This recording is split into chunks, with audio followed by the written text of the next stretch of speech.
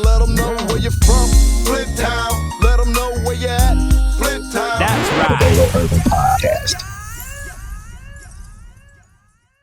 I always go back to epic times and epic people that I was blessed to come up with. And anywhere we went throughout the world, if they didn't know anybody else in Flint, Michigan, it's two people in the music industry that they always knew. That was Jeffrey LaVallee and Bernard Terry.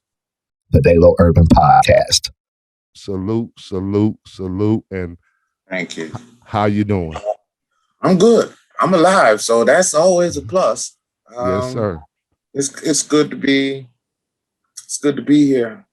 It's good to be alive. Yes, sir. We glad to have you, man. We're glad to have you right here at the Dalo Urban Podcast. And man, I'm gonna jump into it because you got so many things. It's so many things you've done. It's so many things you've done, fam. And I'm just like, man, but it all started in Milwaukee, Wisconsin. Am I correct? That's my home. Yes, sir. Born and raised. I lived there until I was 18, then I moved to Flint. And you moved to Flint. And the first church you started playing for down in Milwaukee, was it Emmanuel? Church of God in Christ. Yes, sir. Okay. I started when I was 5 years old. Wow. At Emmanuel. And I started directing the choir, the kids choir, when I was 7 years old. Wow. So I've been doing this for a long time. Long time. And I see your first recording was at the age of 14. Yes. And who was Wisconsin Community Choir. We were formerly known as the Northwest Wisconsin Church of God in Christ State Choir. But because of some difficulties with our bishop when we got ready to record, and the two choirs from both sides of the state had merged together, we just changed our name to the Wisconsin Community Choir, and we were signed to Creed Records in 1967, and that's when I did my first project. And this is at the age of 14. 14, yes. Wow. I had just turned 14. Really? Yeah. Wow. And how did it feel to do your first recording? I was excited, but I really didn't understand the depth of what we were doing. I was just excited to be playing on a record, because I never thought that I'd be doing that. And here we are all these years later, and I'm still doing it, loving every minute of it. But it wasn't a thing.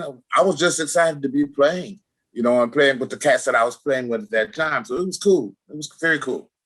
The Dalo Urban Podcast. In my notes, I was seeing that you really didn't want to be a musician. You were going into journalists, and that's kind of what you wanted to do. So I want to say, were you rebellious of the calling, or did you accept the calling, or did it take a minute for you to accept your musician ministry calling? Well, I always knew I'd be playing. I always knew that, but I never knew I'd be doing it for a living. I never expected this to be my income. What I expected was I've always wanted to be a news anchor. Since childhood, I always thought that was an interesting job, and I like to talk and I like to tell people what's going on. So I figured, okay, this is what I want to do. And I went to school for it, and it didn't work out for me. So I dropped out of school, and I just started concentrating on the music. I really wish I had started concentrating on the music earlier. There's no telling what I could have done or where I could have been, but I'm just glad I did take time to start concentrating on the music. And it's always been in gospel. I mean, I've done a couple of forays into R&B and even some hip hop, but gospel is what I do, because I guess that's what I'm best at. But I try not to put myself in a box and classify myself, because first and foremost, I'm a musician. I just happen to be a musician that plays gospel. You know, so that way, if somebody needs me to play country, I can dance with it. Or if they need me to do R&B, I can do that too. So I haven't placed myself into a box.